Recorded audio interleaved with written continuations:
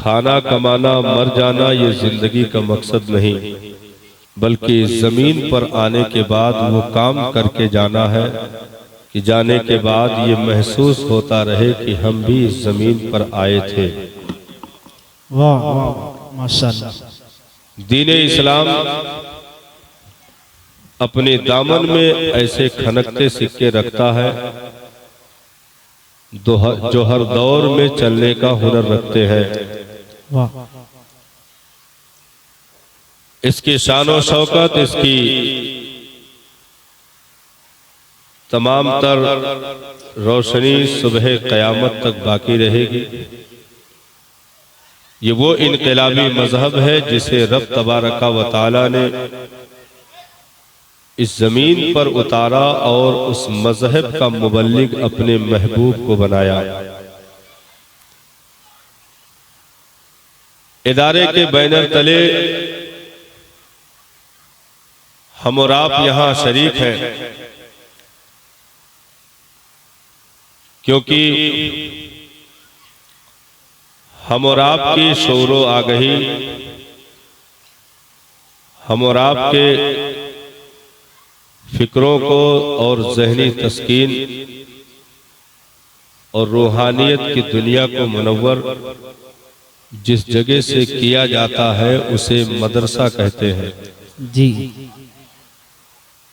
जहां से कौम की तकदीरें नए सिरे से तहरीर होती हो उसे मदरसा कहते हैं।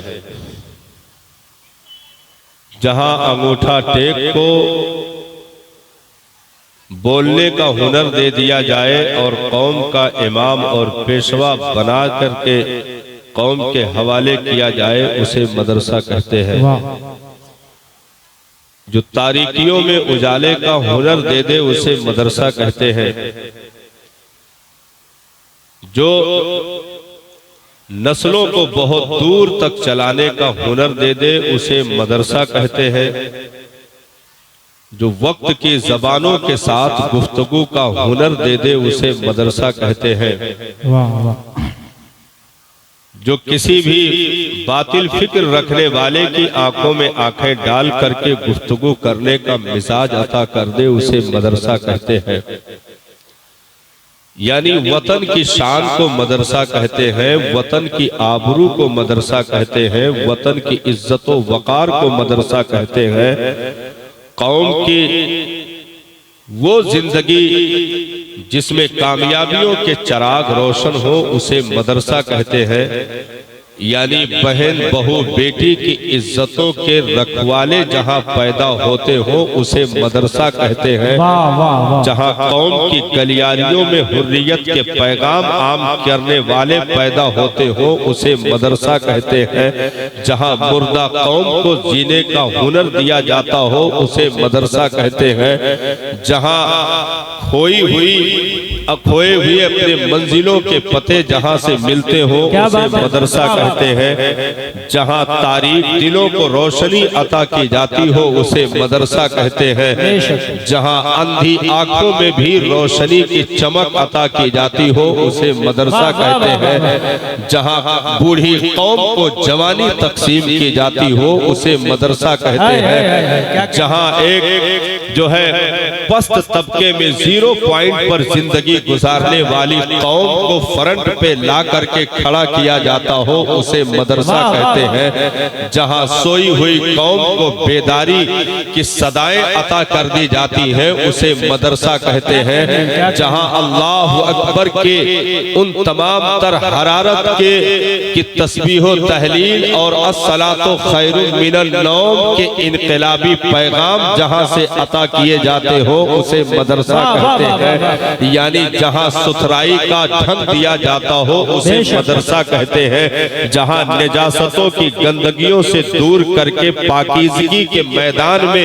लाकर खड़ा किया जाता हो उसे मदरसा कहते हैं। जहां अपनी फैमिली को, अपने बाल बच्चों को तहजीबो तमद्दुन और सकाफत के तमाम तर कीमती कतरों को पिलाने का हुनर दिया जाता हो उसे मदरसा कहते हैं। यानी इस जमीन पर आने का मकसद मकसद जहाँ समझाया जाता हो उसे मदरसा कहते हैं। जहाँ रूठी हुई पेशानियों को सजदे की तड़प अता की जाती हो उसे मदरसा कहते हैं। जहाँ मस्जिदों के शिकम को पुर करने का पैगाम दिया जाता हो उसे मदरसा कहते हैं। जहाँ अपने नामे आमाल को नेकियों से बावजन करने की फिक्र दी जाती हो उसे मदरसा कहते हैं। जहाँ बूढ़ी माँ के तलवों को चूमने का हुनर मिल जाए उसे मदरसा कहते हैं। जहाँ बूढ़े बाप के हाथ की बैसाखी मिल जाए उसे मदरसा कहते हैं। जहाँ माँ बाप के कुर्बानियों का फल अता किया जाता हो उसे मदरसा कहते हैं। जहाँ साहब एक मजलूम की दादरसी करने की फिक्र दी जाती हो उसे मदरसा कहते हैं। जहाँ बेवा यतीम को सहारा देने और दिलासा दे करके उन्हें जिंदगी जीने का हुनर दिए जाए, ऐसी फिक्र रखने वाली कौम जहाँ पैदा होती हो उसे मदरसा कहते हैं। यानी मुस्तफा जाने रहमत के कछार के शेरे नर जहाँ पैदा होते हो उसे मदरसा कहते हैं। जहाँ पर कुरान का सही तर्जुमा किया जाता हो उसे मदरसा कहते हैं। जहाँ हदीसे मुस्तफा की खुशबू मिले उसे मदरसा कहते हैं। जहाँ पर सहाबा के कुर्बानियों का निचोड़ मिले उसे मदरसा कहते हैं। बल्कि यूं कह लो साहब, जहाँ सिद्दीक के सदाकत का हुनर तकसीम हो उसे मदरसा कहते हैं। जहाँ उमर के अदालत का तेवर मिले उसे मदरसा कहते हैं। जहाँ उस्मा के सखावत के जौहर मिले उसे मदरसा कहते हैं। जहाँ शेरे खुदा मुश्किल कुशा दामादे पैगंबर हैदरे कर्रार मौला अली कर्रमल्लाहु वजहुल करीम के ताकतों के जौहर मिलते हो उसे मदरसा कहते हैं। बल्कि यूं कह लो साहब, जहाँ रेते करबला के तमाम तर्जमे और तफसीर दिखे उसे मदरसा कहते हैं। जहाँ फिक्रे हुसैनी पर चलने की तरकीब मिले उसे मदरसा कहते हैं। जहाँ इनकलाब जिंदाबाद के नारे लगाकर कौम को अंग्रेजों के चंगुल से आजादी दिलाने का हुनर दिया जाता हो उसे मदरसा कहते हैं। जहाँ कौम को जिंदगी तकसीम की जाए उसे मदरसा कहते हैं। इस्लाम के इतने मजमुआ को मदरसा कहा जाता है। नारे तकबीर, नारे रिसालत, नारे रिसालत, उलमाए अहले सुन्नत, मसलके आला हजरत, नारे तकबीर, नारे रिसालत। वाह वाह वाह वाह। ये दीन दीने ज़ौक़ है, दीने मजाक नहीं।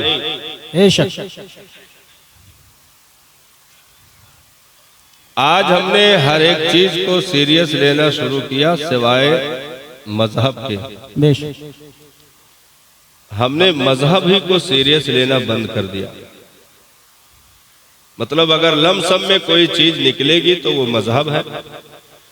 जहां पूरी तवज्जो आगही के साथ काम किया जाएगा वो दुनिया के और दीगर मकामात हैं। हमने इधर चंद सालों में जो बेरुखी अख्तियार की उसके नतीजे निगाहों के सामने हैं साहब। आहिस्ता आहिस्ता जिस कौम को साहब गारे हिरा और गारे सौर की हरारत अता की गई थी, वो कौम इस कदर यतीम हो गई कि सगे बाप के जनाजे पर चंद सतर बख्शिश की दुआ न पढ़ सकी। जिस कौम को इकरा बिस्मी रब्बिकल लज़ी के फैजान अता किए गए थे, वो कौम इस कदर अंगूठा टेक हो गई कि चंद सतर कुरान की आयतें भी ज़बानी याद न हो सकी। ये चंद सालों में जो हमने बेरुखी अख्तियार की, एक चीज याद रखें, ये मजहब नारों का नहीं है साहब। नारे तो 40 साल के बाद नारे लगे हैं। नारे तो इस्लाम में 40 साल के बाद लगे। ये मजहब वो काम करने का हुनर देता है कि तुम अपनी जबान से नारे ना लगाओ, दूसरी कौम देखकर नारा बुलंद कर दे, उसे कौमे मुस्लिम कहते हैं। 40 साल तक नारे लगाने का कोई सिस्टम इस मजहब में नहीं रहा। 40 साल के बाद ये चीजें आई। भाई 40 साल तक मुस्तफा जाने रहमत ने खामोश जिंदगी मक्का के वादियों में गुजारी कि नहीं गुजारी? 40 साल तक कौन सा नारा नबी ने लगाया? भाई वो नबी नारा क्या लगाएंगे जिन्हें खुद ये बताने पर पाबंदी लगाई गई हो कि आप इतना भी नहीं बताएंगे कि आप कौन हैं। क्या बात है। क्योंकि खुद कहते फिरना कि मैं फला हूं, ये हुनर नहीं। हुनर तो जब है कि आप पहाड़ों की वादियों की तरफ से गुजर जाएं, पत्थर बोल पड़े ये कौन है। क्या बात है, वाह। दरख्त के पत्ते झुक करके आप कि तमाम तर सीरतों किरदार का तर्जमा कर दे, उसे हुनर कहते हैं। 40 साल तक मुस्तफा जाने रहमत ने खामोश जिंदगी गुजारी, कोई नारा नहीं, लेकिन वो काम करके दिखा दिया था नबी ने कि अभी दीन का ऐलान नहीं, अभी कुरान का नुज़ूल नहीं, अभी शरीयत के कानून नहीं। मक्का के जो बदतरीन दौर में जिंदगी गुजारने वाले लोग थे, वो मुस्तफा जाने रहमत के पीछे चलकर खुद नारा लगा रहे थे, आप सादिक हो साहब, आप अमीन हो साहब, आप तो ऐसे दयानतदार हो साहब कि हमने आपको कभी खयानत करते नहीं देखा। हम अपने माथे की निगाहों का देखना तो इनकार कर सकते हैं, ऐ अरब के मसीहा आपकी जबान से निकले हुए जुमलों का इनकार नहीं कर सकते। किरदार और अखलाके करीमाना ने वो छाप छोड़ा साहब कि 40 साल के दिए हुए जाम का नशा सुबह कयामत तक उतर नहीं सकता है। वो अमली तौर पर नबी का जिंदगी गुजारना मक्का के गलियारों में और सरकारे दो आलम सल्लल्लाहु ताला अलैहि वसल्लम का उन्हीं पथरीली जमीन पर चल करके कि जहां के कि जमीन भी पत्थर की, दरो दीवार भी पत्थर के, लोगों के दिल भी पत्थर के, लोगों के हाथों में भी पत्थर, ऐसी पथरीली जमीन में साहब कोई नजरे कीमिया रखने वाला सिद्दीक तलाश कर उम्मत को अता कर दे, उसे आमिना का लाल कहते हैं। सुभान अल्लाह। ऐसी पथरीली जमीन से कोई अदल के उस अजीम तेवर का मालिक हो करके अदल की मसनद पर बैठ करके शहंशाहियत का जलाल जो अता करने वाला हो, उमर इब्ने खत्ताब कोई उन्हीं भीड़ से तलाश कर उम्मत को दे दे, उसे आमीना का लाल कहते हैं, उसे मुस्तफा जाने रहमत कहते हैं। यानी ऐसी पथरीली जमीन पर जहां साहब सांसें भी घुटन की आती हो, जहां कोई दूर दूर तक किसी यतीम की उंगली पकड़ने के लिए तैयार ना हो, जहां साहब अपनी ही सगी बेटी को कंधे पर उठा करके कमर जैसे गहरे गड्ढे में उतार करके जिंदा दफन कर दिया जाता हो, जहां बेवाओं के सरों की चादरें नोच करके उनकी जिंदगी को दूभर बनाया जाता हो। यानी दूर दूर तक इंसाफ की कोई रोशनी नहीं, दूर दूर तक कोई दाद रसी करने वाला नहीं, दूर दूर तक कोई किसी को संभाला देने वाला नहीं। ऐसी भीड़ में उस शख्सियत का चलना जिसके बाप का इंतकाल दुनिया में आने से पहले हो चुका हो, जिसकी माँ का इंतकाल 6 साल की उम्र में हो चुका हो चुकी हो, जिसके जो है दादा का इंतकाल 8 साल की उम्र में हो गया हो, ऐसे दुनियावी बेसहारों को जिससे हटा करके तन्हा खड़ा कर दिया गया हो। बाप अब्दुल्ला भी साथ नहीं है, नबी का सफर जारी है। माँ आमिना भी साथ नहीं है, नबी का सफर जारी है। दादा अब्दुल मुत्तलिब भी नहीं है, नबी का सफर जारी है। 53 साल की उम्र में हजरते सैयदा खदीजतुल कुबरा का साथ छूट जाता है, नबी का सफर जारी है। और 3 दिन के बाद चचा अबू तालिब चले जाते हैं, नबी का सफर जारी है।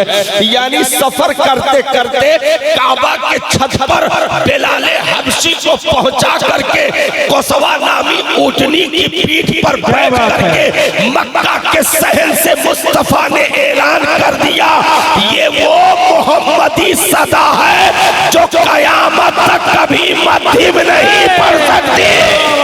सुभान अल्लाह, सुभान अल्लाह।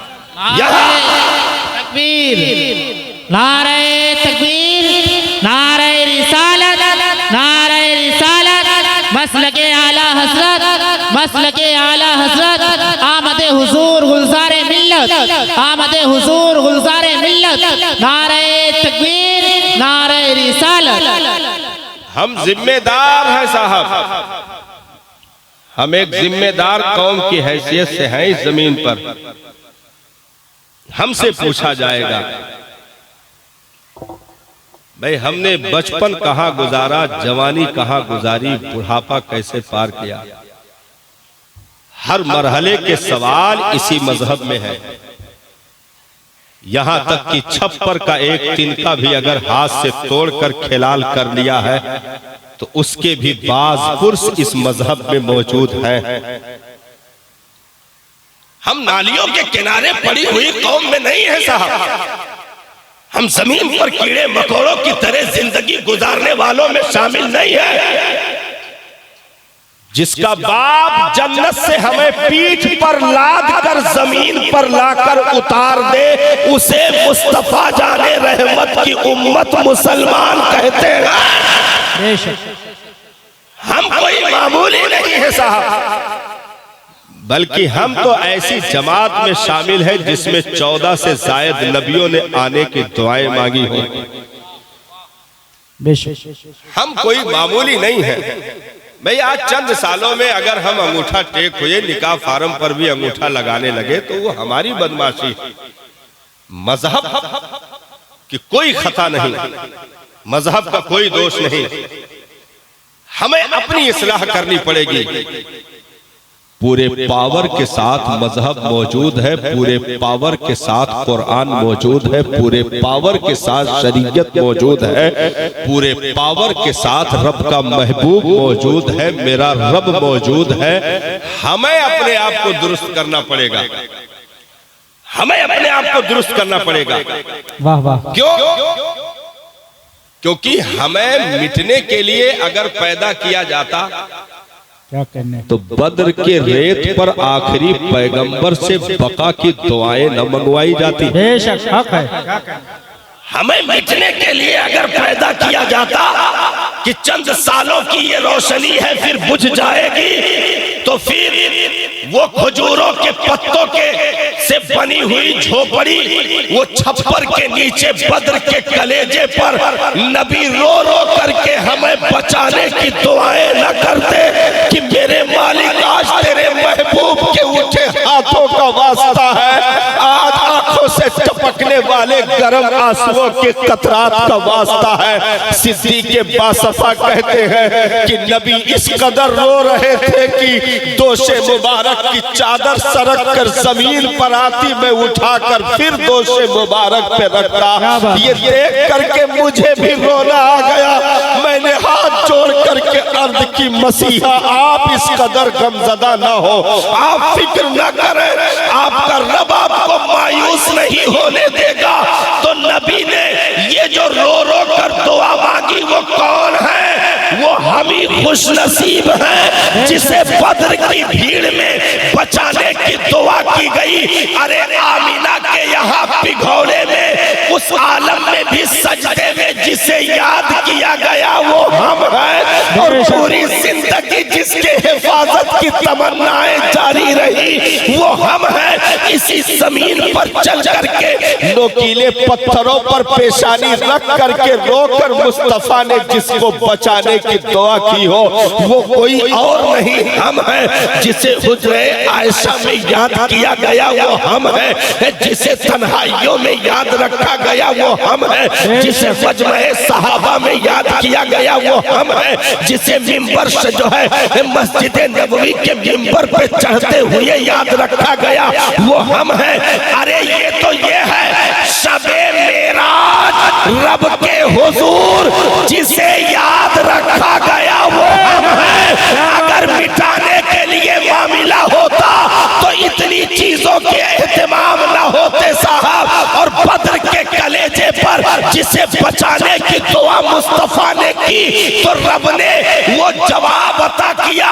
ये ना कहा महबूब रहने दीजिए, नाना 5-5 हजार फरिश्तों को भेज करके रब ने ऐलान कर दिया महबूब सिर्फ दुआ नहीं हम भी साथ हैं। यानी ये कौम कभी मिट नहीं सकती है, क्योंकि इसे वो किताब अता की गई जो सुबह कयामत तक चलने वाली, वो मजहब अता किया गया जो सुबह कयामत तक चलने वाला, वो शरीयत अता की गई जो सुबह कयामत तक जारी, वो नबी अता किया गया जिसकी नबूवत सुबह कयामत तक। यानी इसे जितनी चीजें दी गई, किताब भी जिंदा, मजहब भी जिंदा, काबा भी जिंदा, किबला भी जिंदा, कलमा भी जिंदा, शरीयत भी जिंदा।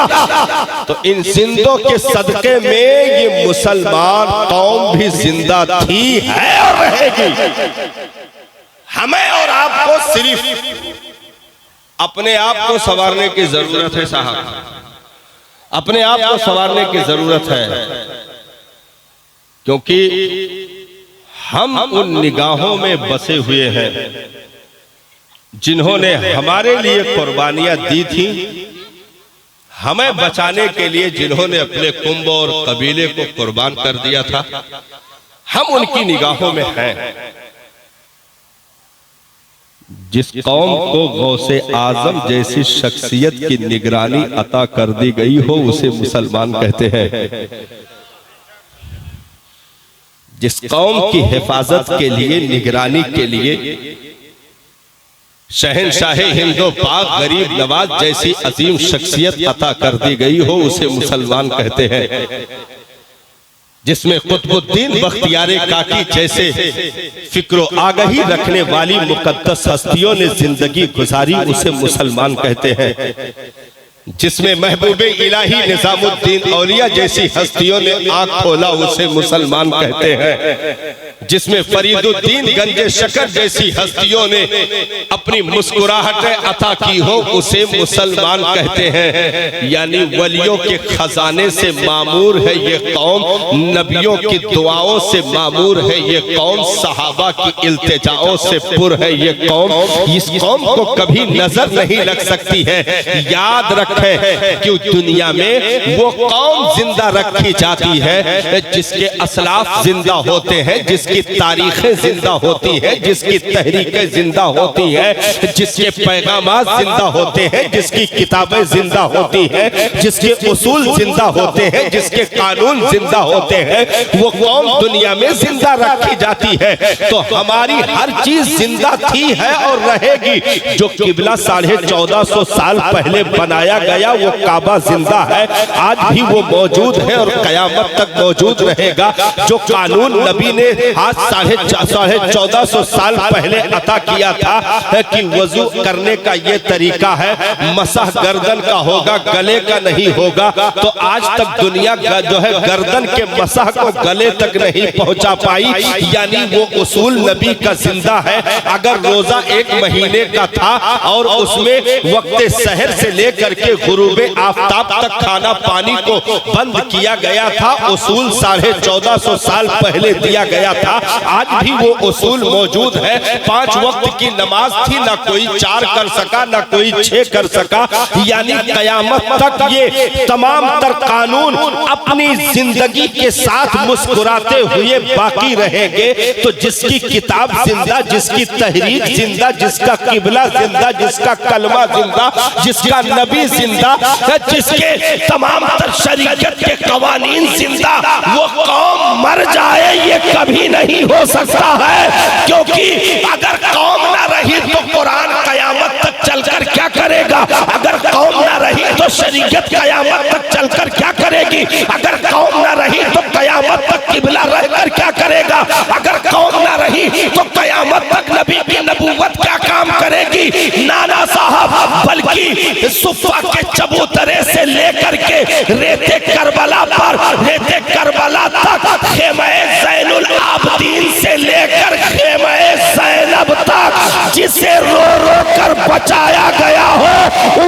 मुसलमान कहते हैं। वाह वाह, नारे तकबीर, नारे रिसालत, उलमाए अहले सुन्नत, उलमाए अहले सुन्नत, मसलके आला हजरत, मुसलमानाने अहले सुन्नत, नारे तकबीर, नारे रिसालत। इसलिए हमें सिर्फ कुछ संवरने की जरूरत है साहब, सारी नेमतें मौजूद हैं, बस हमें सिर्फ एक लम्हे तवज्जो देने की जरूरत है। हम खो गए, हम खो गए। हम तो वो मुसाफिर हैं साहब जिसकी मंजिल का पता 1450 साल पहले दिया गया। क्या कहने, बेशक। लेकिन अगर वो कौम अपने आप को इस दौर में बेटिकट साबित कर डाले तो फिर अफसोस है। आज हमने अपनी नस्लों को वो चीज नहीं देना चाहा जिसकी जरूरत है। अच्छा, हर जगह से घुमा करके मामला कहां पे आके अटक जाता है? पैसा, पैसा। यानी अपनी औलादों को वो तालीम दो जिसमें बाद में नौकरी मिले, पैसा ज्यादा। क्या बात है। कुछ लोगों ने तो जल्दी जल्दी पैसा कमाने के चक्कर में किसी को पीओपी में घुसेड़ दिया, किसी को कारपेंटरी में घुसेड़ दिया, बहुत नहीं पाए तो पंचर में घुसाए दिया। सही, जल्दी पैसा मिले। मतलब जिंदगी कहाँ जा रही है इसकी फिक्र न हुई। हमने कहा इस्लाम काम करने से मना नहीं करता साहब, इस्लाम काम करने से मना नहीं करता। अरे ये मजहब है जो मजदूर का पसीना सूखने से पहले उसकी मजदूरी देने का हुक्म देता है। इस्लाम काम करने से मना नहीं करता। भाई सरकार के सामने सहाबी हाजिर हो, अर्ज करें आका दुआ कर दीजिए, क्या करते हो? सरकार कोई काम नहीं मिलता, क्या करें, बहुत मजबूरी है, दुआ कर दीजिए। सरकार ने उनके लिए जंगल से लकड़ी लाने और मार्केट में फरोख्त करने का हुक्म दिया। कुछ दिनों के बाद लौट कर आए, लबों पर मुस्कुराहट थी, बहुत खुश थे। अर्ज की आका बड़ी बरकतें हैं, जिंदगी बहुत आसानी से गुजर रही है। मेरे आका ने इरशाद फरमाया जरा हाथ आगे तो करो। हाथ आगे किया तो लकड़ी काटते काटते जो घट्टे पड़ गए थे, मेरे मुस्तफा ने उन घट्टों को अपने लबों से चूम लिया। क्या बात है। और कहा मुबारक हो, ये हाथ किसी के सामने तुमने फैला करके अपने आप को जलील नहीं किया, बल्कि अपना पसीना बहा करके जायज रोजी कमा कर तुम औलादों को पाल रहे हो। तो साहब वो जिहाद के मैदान में उतरने से भी अफजल है जो अपनी औलादों को हलाल कमाई से पाल कर जवान कर दे। ये मजहब काम करने से नहीं रोकता साहब, लेकिन काम इस कदर सवार हो जाए कि मजहब माइनस में चला जाए तो फिर ऐसे काम का भी हुक्म इस्लाम नहीं देता जहां से ईमान चला जाए, अकीदा छूट जाए, जहां से अपनी तारीखें भुला दी जाए। हमने वही किया। भाई जो जंगल में लकड़ियां काट रहे थे उस दौर में सहाबा की जमात में थे। लकड़ियां अगरचे जंगल में काट रहे थे, लेकिन जब मुसल्ले पर खड़े होते तो वो कुरान पढ़ते थे, साहब की बदन के रोंगटे खड़े हो जाते। क्या बात है, बेशक। क्योंकि इस्लाम ने लिबास चमकाने का हुक्म नहीं दिया, अपनी कोठियों महल्लात को चमकाने का हुक्म नहीं दिया। ये अगर कुछ कमजोर रहे तो चल जाएगा, लेकिन अगर फटे कुर्ते के अंदर जो वजूद है वो जगमगा रहा है तो कुर्ते को भी कीमती माना जाएगा और उसकी झोपड़ी को भी कीमती माना जाएगा। और अगर मरमर के बिछे हुए हुए फर्श पर और बड़ी जो है बुलंद कोठी के अंदर कोई बैठा हो, लेकिन दिल की गंदगी से ऐसी बदबू उठ रही हो कि पड़ोसी भी परेशान हो, मोहल्ला भी परेशान हो, तो ऐसे मरमर की फर्श न कोई फायदा दे सकती है, न कोई कोठी उसे फायदा दे सकती है। क्योंकि मुस्तफा जाने रहमत ने अगरचे सहाबा को पेट पर पत्थर दे दिया, लेकिन जमीन पर ऐसा हीरा बनाकर उन्हें छोड़ दिया था कि साहब मदीना की गलियों से गुजर रहे हो, गरीब के घर से बच्चों के सिसकने की आवाज आ जाए तो वक्त का खलीफा बैतुल माल से अपनी पीठ पर आटे की बोरी ला करके गरीब के चौखट पे रात की तारीकी पर रख दे, अपने हाथों से रोटी बना करके निवाला उन यतीम बच्चों के मुंह में डाल करके उन्हें जब शिकम सैर कर दे, कहे अब मुस्कुराओ, और ये जो है माई जरा इतना करम करना कि मैदान महशर में उमर के खिलाफ गवाही न देना, इतना करना कि उमर की शिकायत जो है मुस्तफा जाने रहमत के दरबार में न होने देना, बस सिर्फ तुम मुस्कुरा दो, उमर की जिंदगी कामयाब हो गई। तो अगरचे पेट पर पत्थर दिया था, बड़े लंबे महलात नबी ने नहीं दिए थे, लेकिन गुदड़ियों में जो लाल थे साहब, उनका खुतबा अर्शे आज़म पर पढ़ा जा रहा था।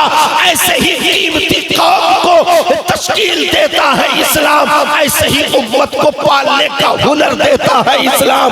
क्योंकि इस्लाम ये नहीं चाहता कि सिर्फ नारेबाजी के हवाले हो जाओ, जब छानबीन की जाए तो एक सजदा भी जिंदगी में ना हो, गली कूचों में पोस्टर लेकर के तो दौड़ो, लेकिन जब घर की जांच की जाए तो खुद की बेटी बाजार की जीनत बनी हो और खुद की बेटी मादअल्लाह इज्जतों को नीलाम करके फेसबुक व्हाट्सएप पे बेहयाई और बेगैरतियों के मैसेज और नंगे वीडियो और तस्वीरें देख करके अपनी गैरतों का जनाजा निकाल चुकी हो।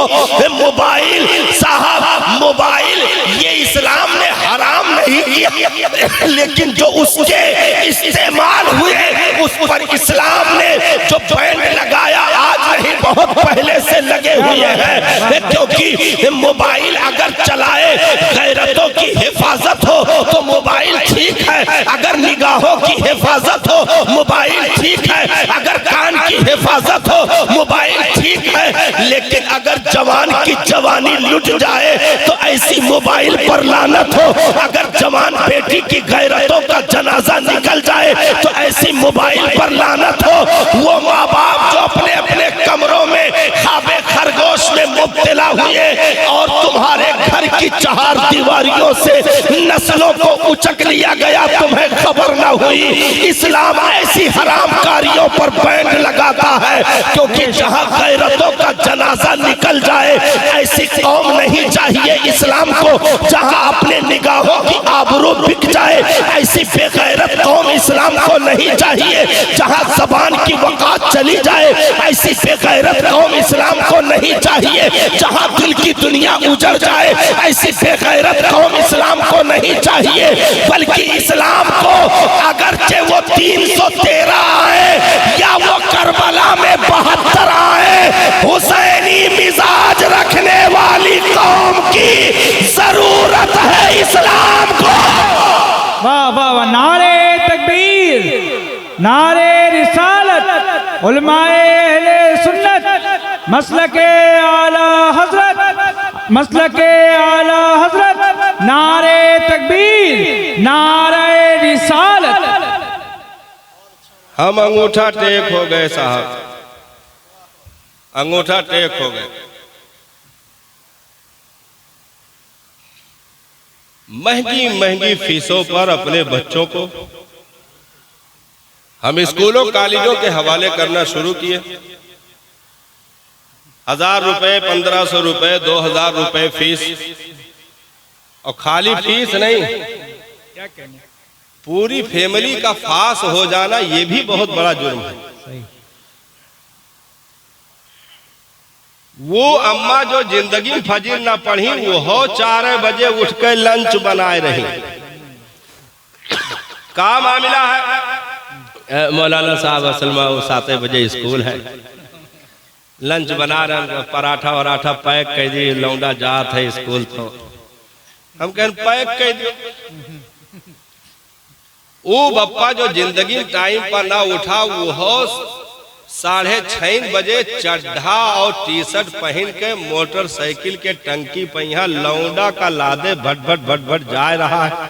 कहाँ जा रहे हो? स्कूल जा रहे, देर हो रही है, थोड़ा बाद में मिलेंगे, देर हो रही। ठीक है, गेट तक डिलीवरी करवा दिया और पूछ के आया, ओ साहब वापसी जो प्रोडक्ट तुम्हारे हवाले किए जा रहे हैं वापसी कब करेंगे? 11 बजे आ जाना। क्या बात? 15 मिनट पहले सब कुछ छोड़े खड़ा है, हाथ जोड़े, डिलीवरी हो जाए किसी हिसाब से। बेटे को पाया, फिर बट बट लेके आया। बड़ी सी स्क्रीन वाली LCD घर में लटकाई है। असल में हजरत लड़कों के मनोरंजन के लिए थोड़ा सा मोटू पतलू देख लेते हैं, डोरी भीम देख लेते हैं, डोरीमोन, तो थोड़ा मिजाज फ्रेश हो जाता है। हमने कहा ना घर भर का मोटू पतलू बनाए दीस तो कौन कहिस रहा। तो स्क्रीनों पर टाइम पास। फिर उसके बाद कुछ जो है इंग्लिश मीडियम कोचिंग लगी हुई, ट्यूशन लगा हुआ, या तो मास्टर आते हैं या ये मास्टर के यहाँ जाते हैं। ये नाटक चलता रहा बहुत दिनों तक। ये नाटक चलता रहा बहुत दिनों तक। 1200-1500 रुपया मंथली फीस वक्त से पहले जमा, नहीं तो लेट फीस लग जाएगी। सब करते रहे और हम सारी चीजों पर रजा जाहिर करते रहे, हाथ जोड़ करके बढ़िया पैसा जमा करते रहे। हमने कहा इतनी दरिया दिली अगर तुम अपने मदरसों को दिखा देते तो हाफिज नहीं वली पैदा होते। क्या बात है, वाह वाह वाह वाह वाह वाह, बहुत अच्छा भाई। इतनी मेहनतें अगर तुम अपने इदारों के साथ किए होते साहब, तो फिर गली कूचों में 21 रुपए के लिए 21 मिनट खड़े होकर चौखट पर इंतजार ना करना होता। आज इदारे रमजान के भरोसे हो गए, ज़कात फितरा भरोसे हो गए। कुछ दिन तक तो खाल के भरोसे थे, लेकिन खालो चली गई। हाँ, मौलाना खुनान पसनियान एकदम 3 दिन बकरीद में यह बिल्कुल मौलाना खाली जान ना निकलत रहा, बाकी हर आजा के कुर्बानी हो चुका होता रहा।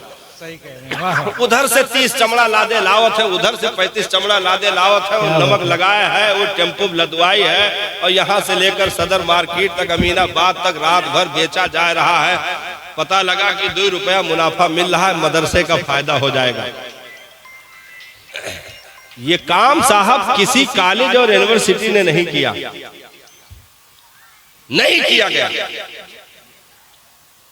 बल्कि घूमने वाली कुर्सी पर बैठकर ऑफिस में आराम से बैठे रहे, कॉफी का ऑर्डर होता रहा, चाय चलती रही, और स्कूल तरक्की पे तरक्की करता जा रहा। बच्चों को लाने के लिए वैन का इंतजाम हो गया, स्कूली बस का इंतजाम हो गया, एसी कोच रूम्स हो गए, कालीने हो गई, बढ़िया टेबल, गार्डन और फुटबॉल व प्ले ग्राउंड, ये सारा सिस्टम हो गया। न उन्होंने चरमे कुर्बानी वसूला, न ज़कात वसूले, न फितरा, न घर घर जाकर मोहल्लों में कुंडी खटखटाकर 10-10 रुपए की रसीद काटकर जलील हुए, कुछ नहीं हुआ। उसके बावजूद मदरसों में साहब नालियों में काइयां जमी रही, घास उगी रही, कोई देखने वाला ना मिला। जो टोटी बहुत 2 साल पहले शहीद हुई थी, मुंह उसका लीक कर रहा था, पानी गिर रहा था मुंह से, आज भी वही पानी टपक रहा है, कोई दुरुस्त करने वाला नहीं। और टोटी टूटी हुई जो है इस्तिंजा खाने और बाथरूम में वो गंदगियों का मामला, उसका कोई देख रेख करने वाला नहीं। बहुत कम मदारिस ऐसे मिलेंगे जो इस पर तवज्जो दिए हैं। आखिर क्या है? पैसे की कमी है। क्या है? पैसे की कमी है। अभी एक मस्जिद पे हाजिरी हुई, देखा तो घास जमे हुए वजू खाने पर। हमने कहा क्या मामला है? कहा हजरत पैसा नहीं है। खैर उसी जलसे में हमने खुद अपनी मर्जी से चंदा करके इंतजाम करवाया। हमने कहा कि भाई कम से कम वजू खाना तो दुरुस्त करवा करवा दो। तो इंतजाम हो गया वजू खाने का, वो फर्श का इंतजाम हो गया, वो लोटे से वजू कर रहे थे, टोटियों का इंतजाम हो गया, ठंडी में ठंड पानी से मामला चल रहा था, गीजर का इंतजाम हो गया। हमने कहा ये बेवापन और यतीमी के दाग क्यों नहीं जा रहे हैं, क्यों नहीं जा रहे साहब? क्योंकि ये कौम सिर्फ मेहनत रातों दिन कर रही है। हमारी कौम में कुछ ऐसे हैं गोयूर जो बेदार हैं, बाकी सब बहते हुए चले जा रहे हैं। हमने कहा अपने मदरसों को इतना ताकतवर बना दो कि यहीं से बेटा हाई स्कूल और इंटर की डिग्री लेकर के निकले, यहीं से कंप्यूटर का माहिर होकर के निकले। जो कोचिंग पे बर्बाद हो रहा, जो और दूसरी जगहों पे बर्बाद हो रहा, कम से कम इतना करो कि कुरान भी पढ़े, इंग्लिश मीडियम की तालीम भी हो, कुरान भी पढ़े, कंप्यूटर का माहिर भी हो, कुरान भी पढ़े, साइंस ज्योग्राफी का माहिर भी हो, अरे कुरान भी पढ़े और वो जो है LLB की डिग्री पाए, कुरान के छांव में MBBS की डिग्री पाए, कुरान के छांव में। तो इसका फायदा क्या होगा? अगर कुरान के साथ वकील हुआ है तो मर जाएगा, अदालत में गलत मुकदमा नहीं लड़ सकता। अगर कुरान के साथ डॉक्टर हुआ है तो मर जाएगा, किसी से एक्सरे अल्ट्रासाउंड पर दलाली के हराम का पैसा नहीं खाएगा।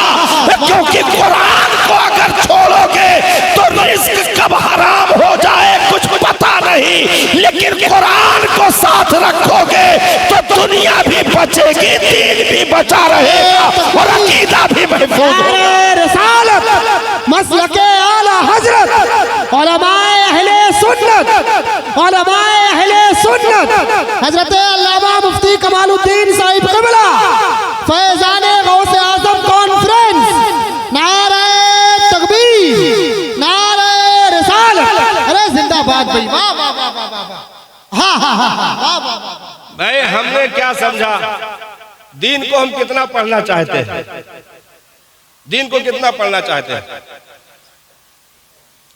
उसने आम तोड़ा बोरा दे दो, चोर को मार तागा जोड़ा, जोर से बोला कोट सीधो बात मानो, साफ बोली बोल नाना आओ, लोग आए टोपी गोल है रोटी ताजी है। बस हमारा लड़का पढ़ ले गए।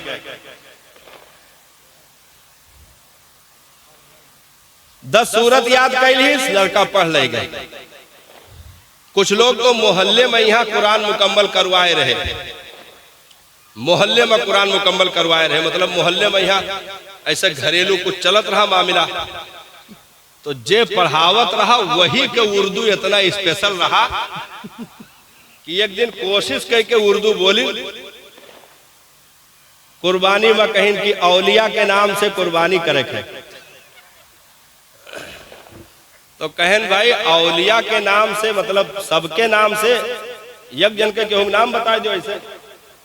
तो कहने औलिया के नाम से आप उर्दू ना समझत हो। हम कहने यार तामीर अदब तो दोहरियाए ना, उर्दू कैसे कमजोर है गए?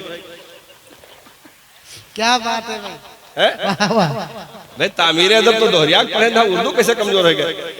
हम कहें भाई औलिया, हाँ औलिया सही बताओ औलिया। तो कहने औलिया के नाम से बहुत देर बहसा बहसी भाई, तो अपने औरत का अंदर से पकड़ के लाए, कहीं यन के नाम से बताई थे, वही ना समझ पाया। हम कहें वो अहलिया है, औलिया नहीं है।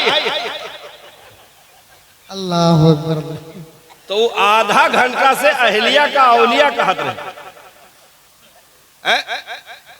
भाई। जो 1 अक्टूबर को 11 कबूतर पढ़े ऐसी उर्दू पे लानत हो।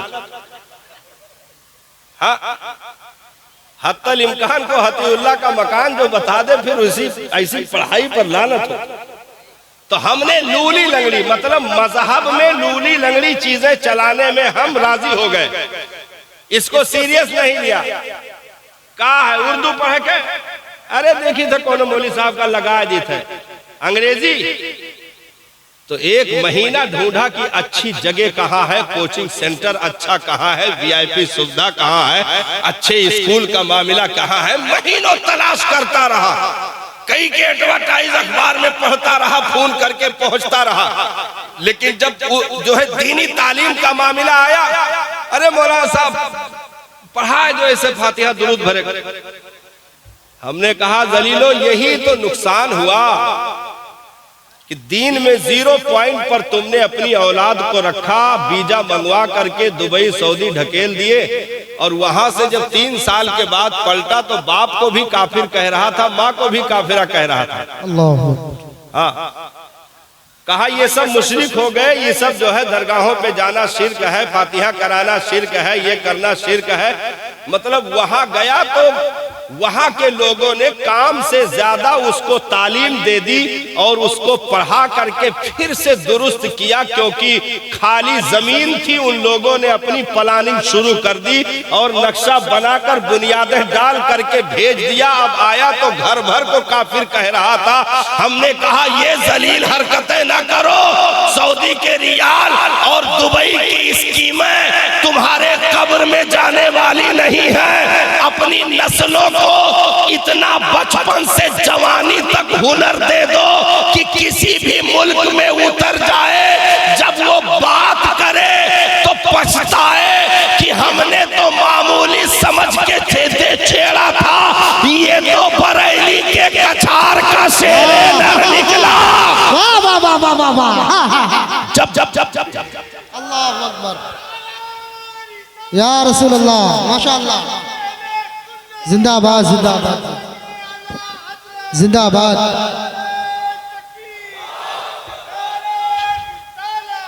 माशाअल्लाह, वाह वाह वाह वाह। क्योंकि दीन हमें बाहुनर देखना चाहता है, दीन हमें सबसे ज्यादा हसीन देखना चाहता है, दीन हमें सबसे ज्यादा ताकतवर देखना चाहता है, दीन हमें पावरफुल देखना चाहता है, दीन हमें इज्जतदार देखना चाहता है, दीन हमें बुलंद देखना चाहता है, दीन हमें बावकार बामिजाज देखना चाहता है, दीन हमें बोलता हुआ देखना चाहता है, दीन हमें बागैरत देखना चाहता है, बाहया देखना चाहता है, दीन हमें सुथरा देखना चाहता है, दीन हमें पाकीज़ा देखना चाहता है, दीन हमें अगर मर्द की कैटेगरी में हो तो मर्द देखना चाहता है, अगर औरत की जमात में हो तो खातूने जन्नत का कनीज देखना चाहता है। दीन हमें कीड़े मकोड़ों की तरह जिंदगी गुजारता नहीं देखना चाहता, क्योंकि जिसने हबशा के बिलाल को बुलंदी अता कर दी उसे इस्लाम कहते हैं, जिसने अबू जर ग़िफ़ारी को कनाअत की दौलत दे दी उसे इस्लाम कहते हैं, जिसने सिद्दीक़ अकबर को सदाकत का ताजदार बनाया उसे इस्लाम कहते हैं, जिसने उमर को अदालत का शहसवार किया उसे इस्लाम कहते हैं, जिसने उस्मा को सखावत का धनी किया उसे इस्लाम कहते हैं, जिसने मौला अली कर्रमल्लाहु वजहुल करीम को फातह खैबर शेरे खुदा मुश्किल कुशा दुलदुल सवार दामादे पैगंबर, और यही नहीं बल्कि वक्त की जबानों को जिसने खामोश करने का अपने अंदर जिगर रखा हो, ऐसा शेर शहसवार मुस्तफा के कछार का शेरे नर मौला अली हैदर कर्रार जो बना दे उसे मजहब इस्लाम कहते हैं। जो हसने मुस्तफा के जो है इर्तिका और उरूज की दावतें दे दे उसे मजहब इस्लाम कहते हैं। जो हुसैन आदम के वफा शिआरी सब्र कनाअत का जौहर अता कर दे उसे इस्लाम कहते हैं। जो बीमार ज़ैनुल आबदीन को बिस्तर में भी मुस्तफा के दीन का रखवाला बना दे उसे इस्लाम कहते हैं। जो हर 6 महीने के अली असगर को जो गोद में भी बोलने की ज़बान दे दे उसे इस्लाम कहते हैं, क्योंकि इस्लाम गूंगों का मजहब नहीं है, बल्कि साहब हेरा के गार से जो खुतबा पढ़ा गया वो खुतबा इस्लाम का है। सौर के मुकद्दर से जो है मजहब के लिए गुनगुनाया गया वो खुतबा इस्लाम का है। मुस्तफा जाने रहमत ने जिसकी तर्जमानी की वो खुतबा इस्लाम का है। अरे सिद्दीक़ अकबर जिसे पढ़कर चले गए वो खुतबा इस्लाम का है। फारूक आजम मस्जिद नबवी में मिंबर पर खड़े होकर के या सारियत अल जबल कह करके नहावंद में लड़ी जाने वाली जंग हजरत सारिया की खबरगिरी कर दी हो, वो खुतबा इस्लाम का है कि ऐसी नजरे कीमिया अता कर दिया। अरे 22,000 के नरगे में यजीदियों की भीड़ में दुश्मनों के नेज़े पर सवार होकर जो हुसैन ने पढ़ दिया वो खुतबा इस्लाम का है। वाह वाह वाह, नारे तकबीर, नारे रिसालत, मसलके आला हजरत, फैजाने गौसे आजम कॉन्फ्रेंस, नारे तकबीर। अरे माशाअल्लाह, वाह वाह वाह। इसलिए इस्लाम हमें पस्ती का नहीं देता साहब, है कि बीड़ी पी के कंबल ओढ़े बना हुआ जलील हवाओं से पूरे घर को मुतासिर कर रहे हो, बहू बेटी पर बुरी निगाह डालते हो। जब निकाह का मौका आए तो 10,000 के सेहरा पहनने के बाद पेपर पे अंगूठा लगाने की दरखास्त करते हो। ऐसी जलील जिंदगी गुजारने का हुनर इस्लाम नहीं देता साहब, बल्कि इस्लाम ये चाहता है कि अगर रब ने तुम्हें 4 बच्चों का मालिक बनाया है तो उन 4 बच्चों को अपनी जिंदगी बुढ़ापे की दहलीज पर पहुंचने से पहले उन्हें मजहब की वो जवानी अता कर दो कि कम से कम बाप अगर दुनिया से जाए तो उन नस्लों को देख करके दुनिया कहती रहे तुम फला के बेटे हो, मुबारक हो। तुमको वो जबान अता कर दी है, वो गैरत अता कर दी है। क्योंकि साहब, एक साहब कहने लगे कि मैंने नबी की जिंदगी का एक वाकया पढ़ा। मैं इस्लाम का बहुत मुखालिफ रहा अपनी जिंदगी के पिछले दौर में, लेकिन उसी एक वाकये ने मुझे इस्लाम पर गर्दन झुकाने के लिए मजबूर कर दिया। पूछा गया कौन सा वाकया था जो सीरत का वाकया तुम्हें इतना मुतासिर कर गया? कहा सरकार मजमे सहाबा में बैठे हुए थे, एक साहब दौड़े हुए आए, उन्होंने कहा अर्ज की सरकार 3 दिन हो गया मेरा बेटा गुम हो गया है, तलाश कर रहा हूं मिल नहीं रहा, दुआ कर दीजिए मिल जाए। अभी सरकार दुआ के लिए हाथ उठाते इतने में एक साहब पीछे से आ गए, अर्ज की सरकार मैंने इसके बेटे को फला बाग में बच्चों के साथ खेलते देखा है। अब तो दुआ की हाजत नहीं थी, वो साहब सुने फला बाग में तो दौड़ लगा दी। मेरे नबी ने इरशाद फरमाया ठहर जाओ, इधर आ जाओ।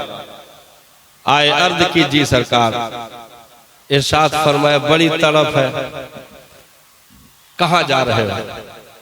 अर्ज की आका बेटे से मिलने जा रहा हूं, 3 दिन हो गया देखा नहीं, दिल की धड़कनें पूरे रफ्तार के साथ चल रही हैं। आका मिल जाए तो उसे कलेजे से लगा लो, पेशानी चूम लो।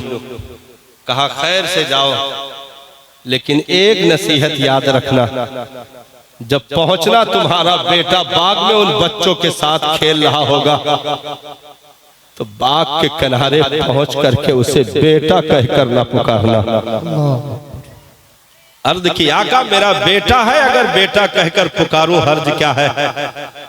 इरशाद फरमाया कोई हर्ज नहीं है, लेकिन 3 दिन के बिछड़े हुए हो, तुम्हारे लहजे में बला की मिठास होगी, बला की कशिश होगी, बहुत दर्द के साथ बेटा कहकर पुकारोगे।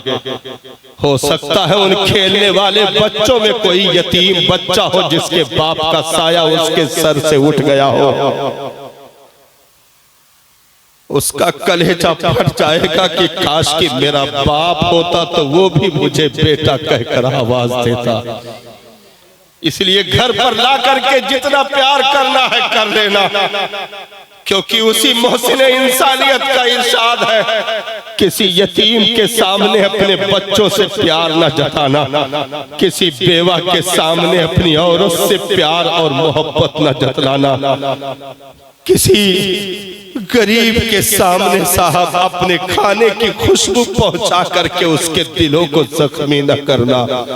अगर हो सके तो शोरबे का प्याला बढ़ा लो और एक प्याला पड़ोस में भी पहुंचा दो, नहीं तो गरीब के बच्चे अगर जिद किए तो वो कहां से लेकर आएगा। इसलिए साहब घी के चिराग घरों में जलाना कोई कमाल नहीं। अगर तुम्हारे पड़ोस में कोई भूखा सो गया तो इबादतें भी मुंह पर मार दी जाएगी, क्योंकि दर्द दिल के वास्ते पैदा किया इंसान को, वरना ताअत के लिए कुछ कम न थे कर रो भैया। तो जो दर्द दिल इंसानियत को अता कर दे उसे मजहब इस्लाम कहते हैं। जो इस ढांचे को इंसानियत का लिबास अता कर दे उसे मजहब इस्लाम कहते हैं। जो इन खुली हुई आंखों को गैरतों की चादर अता कर दे उसे मजहब इस्लाम कहते हैं। जो इस खोपड़ी में मौजूद भेजे को सही सिमत की सोच अता कर दे उसे मजहब इस्लाम कहते हैं। जो गोश्त के लुथड़े को जो जबान में गर्दिश कर रही उस जबान को जो गुफ्तगू का जौहर अता कर दे उसे मजहब इस्लाम कहते हैं। अरे करमना बनी आदम का ताज सरों पर जो रखवा दे उसे मजहब इस्लाम कहते हैं। इन्नी जाइलुल फिल अर्दे खलीफा का खिताब जो अता करवा दे उसे मजहब इस्लाम कहते हैं। यानी इंसानियत के दर्द को मजहब इस्लाम कहते हैं, इंसानियत के पीड़े को मजहब इस्लाम कहते हैं। एक गड़ी हुई इंसानियत को उठा करके बुलंदी का मकाम जो अता कर दे उसे मजहब इस्लाम कहते हैं। पैगंबर के 63 साल जिंदगी के निचोड़ के इतने मजमुआ को इस्लाम कहते हैं। सहाबा की उन मुकद्दस अदवार की कुर्बानियों के खून की सुर्खियों में जो गाज़े का काम कर रहा हो उसे इस्लाम कहते हैं। अरे आसमां की बुलंदी को इस्लाम कहते हैं, ज़मीन की वसाअत को इस्लाम कहते हैं, सूरज और चांद के रोशनी और करनों को इस्लाम कहते हैं, झिलमिलाते सितारों की रोशनी को इस्लाम कहते हैं, चमन के फूल की खुशबू को इस्लाम कहते हैं। और इस जमीन पर जो इंसाफ की चादर है इंसानों के सरों पर अता कर दे उसे मजहब इस्लाम कहते हैं। वाह वाह वाह वाह वाह। इसलिए हम और आपको होश लेना पड़ेगा साहब। 60-70 साल की जिंदगी औलादों के बीच में गुजार के मर गए, लेकिन उन औलादों को इस्लाम का अलिफ भी न मालूम हो सका तो हमसे पूछा जाएगा, हमसे पूछा जाएगा। मुझे रहजनों से गिला नहीं, तेरी रहबरी का सवाल है। ये हमको बताना पड़ेगा इन नस्लों को कहां लूट लिया गया, कहां लूट लिया गया। आप किसी भी कॉलेज यूनिवर्सिटी में पढ़ाइए, ना इस्लाम को चिढ़ है ना मौलाना लोगों को कोई फिक्र है, लेकिन मौत तो वहां होती है कि घर से कुरान निकाल करके 1.5 लाख का कुकुर घर में पाल लिया, तब मौत होने लगती है कि अब मरा। हाँ, एक के यहाँ कुर्बानी करने गए तो हम देखे ऊपर छत पे कई एक बंधे थे, तो हमने कहा बहुत ज्यादा आपकी इंतजाम कर लो, तो कहने हजरत बकरा यक्का है बाकी कुल कुकुर हुआ। तो कहने हजरत महंगी नस्ल का है, एक जो है 60,000 का है, एक 70,000 का है, एक 1 लाख का, एक 1.25 लाख का। हच वाला जो पहले हच वाले प्रचार में कुकुर लिए घूमत रहे, वो हच वाला कुकुर जो है बड़ा मुंह खुला रहा था, हजरत वो रखा है। अब वही में कहा था हजरत दुआ कह दियो तिजारत में बरकत हो जा। हम कहन कौन दुआ कह दी तोरे लिए कि याद लाए करे कुकुर में बरकत दे दी, कौन दुआ कह दी? दुआ करवाओ तो सलीके से करवाओ। तो घर में कुत्ते आ गए, कुरान साहब साल साल भर घर में एक भी फर्द खोलकर तिलावत करने के लिए राजी ना हुआ। कपड़े में लपेट कर मस्जिद के दरवाजे पर पहुंचे, इमाम से कहा हजरत इसे अंदर रख दीजिए। कहा खैरियत? तो कहा कि घर में असल में कोई पाक नहीं है और ऐसे जाला वाला लग जाता है, कोई छूने वाला नहीं है, तो मस्जिद में रख देंगे तो कोई पढ़ता रहेगा तो सवाब मिलेगा। हमने कहा बहुत रुसवा करके रब की रहमतों को अपनी चौखट से तुमने जुदा कर दिया। हम तो माइल बा करम है कोई साइल ही नहीं, राह दिखलावे किसे रह रवे मंजिल ही नहीं। फिर गिला और शिकवा की ये चली गई वो चली गई। हमने कहा कुछ नहीं गया है साहब, सिर्फ हमारे होश चले गए हैं, वही वापस आ जाए तो आज भी इस्लाम की चमक मौजूद है, कुरान की हक्कानियत मौजूद है, मजहब की सदाकत मौजूद है, शरीयत की रौनक मौजूद है। आज भी चांद के कलेजे को फाड़ने वाली ताकत रखने वाली जात आमिना के लाल की मौजूद है। आज भी 12 साल की डूबी बारात को निकालने वाली ताकतवर जात अब्दुल कादिर जिलानी गौसे आजम की मौजूद है। आज भी 90 लाख को कलमे की दौलत अता करने वाले और अपने जूतों से कुफ्र का मिजाज ठंडा करने वाले मोइनुद्दीन अजमेरी की साथ मौजूद है। आज भी जिसने दिल्ली की जमीन पर यह शर्त लगाया था मेरा इंतकाल होने वाला है, मेरे जनाजे की नमाज वही पढ़ाएगा जिसकी जिंदगी में तकबीर ऊला भी न छूटी हो। अल्लाह। मेरे जनाजे की नमाज वही पढ़ाएगा जिसकी आसर की सुन्नतें गैर मौक़िदा भी फौत न हुई हो। इंतकाल हो गया उस अजीम हस्ती का। गुस्लो कफन के बाद जनाजे को रखकर मुरीदीन ऐलान कर रहे हैं, सफ़े लगी हुई हैं साहब, मामूली सफ़े नहीं लगी थी। इसी हिंदुस्तान के कलेजे पर दिल्ली के मैदान में साहब वो सफ़े लगी थी कि शायद कि ऐसा जनाजा देखा गया होगा जिसमें 3000 से जायद सिर्फ हाफिजे कुरान मौजूद थे। ऐसी जमात लगी हुई थी जिसमें हजारों हजार मुफ्तियाने किराम मुहद्दिसीन मौजूद थे। ऐसी जमात लगी हुई थी जिसमें साहब अक्सर उसमें वक्त के औलिया मौजूद थे। ऐसी जमात लगी हुई थी। ऐलान होने लगा मेरे मुर्शिद का जनाजा वही पढ़ाएगा जिसकी तकबीर ऊला भी न छूटी हो और आसर की सुन्नतें गैर मुक़्क़दा भी न फौत हुई हो। बहुत देर तक ऐलान होता रहा लेकिन सफों से कोई निकल न सका। अचानक अगली सफ में कोने पर एक खड़ी हुई शख्सियत अपने चेहरे पर रुमाल डाले हुई थी। जब देखा कि घंटों गुजर गए कोई निकलने वाला नहीं, ताखीर हो रहा, तो चेहरे पर चादर डाले हुए दबे कदमों के साथ मुसल्ले की तरफ बढ़ने लगा। लोग हैरान थे, ये कौन है साहब, ये कौन है। कभी इश्क के तार छेड़ करके देखना साहब, वो तरंग पैदा होगे कि कयामत तक उसके नशे की हरारत कमजोर नहीं पड़ सकती, क्योंकि दामने इस्लाम में ऐसे ऐसे जवाद मौजूद रहे हैं जिन्होंने वक्त की तारीखों को थमने पर मजबूर कर दिया हो।